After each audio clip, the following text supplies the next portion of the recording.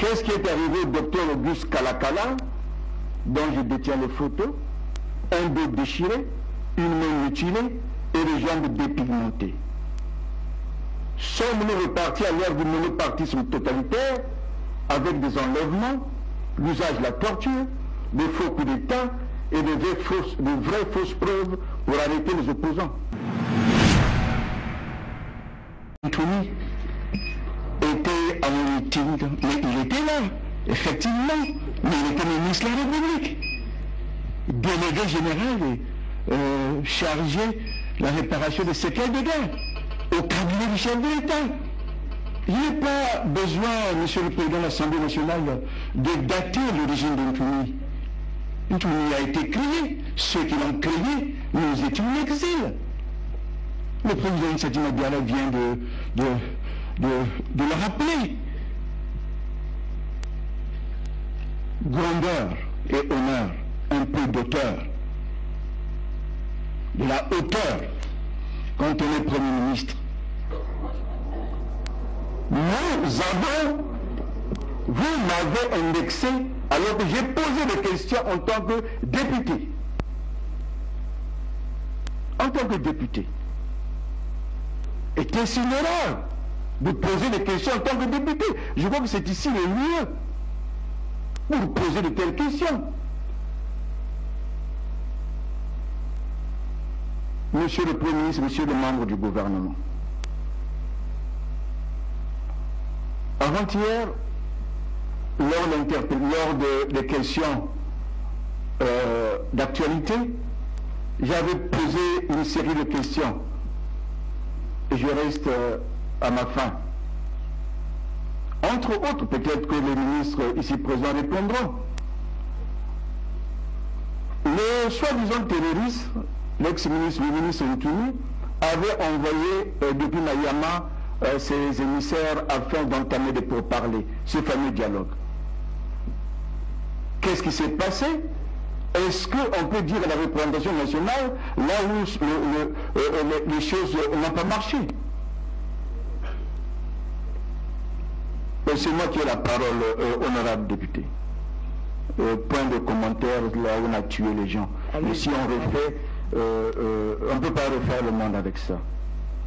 Cependant, vos questions, monsieur le Premier ministre, ont suscité encore d'autres chez moi.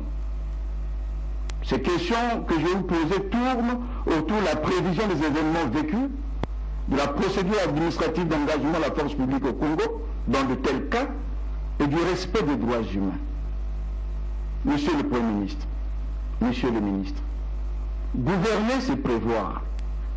Et en matière de sécurité nationale, le Congo possède des services de renseignement généraux habilités à cet exercice. L'insécurité que nous vivons actuellement dans le pôle et à Brazzaville a dû être prévue par les services de sûreté nationale habilités, je crois. Question: le gouvernement peut-il dire à la représentation nationale, sachant que l'État est une continuité, les dispositions prises à cet effet au fin d'éviter au peuple congolais ces moments dramatiques? Des procédures administratives, l'engagement de la force publique. Vous dites lutter contre le terrorisme, soit. Dans d'autres pays, quand il y a lutte contre le terrorisme, les autorités administratives des circonscriptions en danger reçoivent des consignes qu'elles doivent répercuter aux populations afin d'éviter les dégâts collatéraux. Question: pouvez-vous dire à la représentation nationale les procédures administratives d'engagement de la force publique dans ces circonstances au Congo? Et qu'est-ce qui a été fait envers les autorités administratives sur le préfectoral des circonscriptions en danger? Du respect des droits humains. Monsieur le Premier ministre, il existe des normes administratives aux droits de l'homme par rapport à l'usage de la force. Et il y a 3 points sur lesquels les droits de l'homme peuvent être affectés par l'emploi de la force.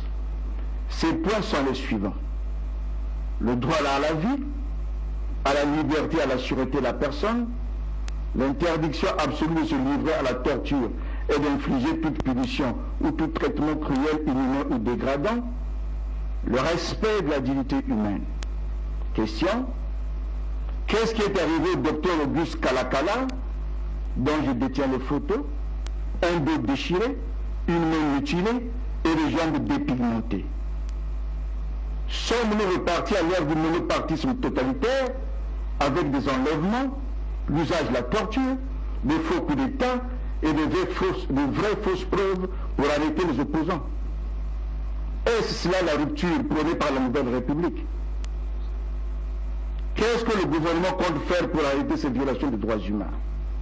J'ose rappeler ici que le Congo a ratifié la plupart des instruments internationaux relatifs aux droits humains, à savoir la Charte des Nations Unies sur les droits de l'homme de 1960, la Déclaration universelle des droits de l'homme de 1948, le Pacte relatif aux droits civiques et politiques de 1966, le Pacte international des droits économiques et sociaux de 1966, et enfin le Pacte africain des droits de l'homme de 1982.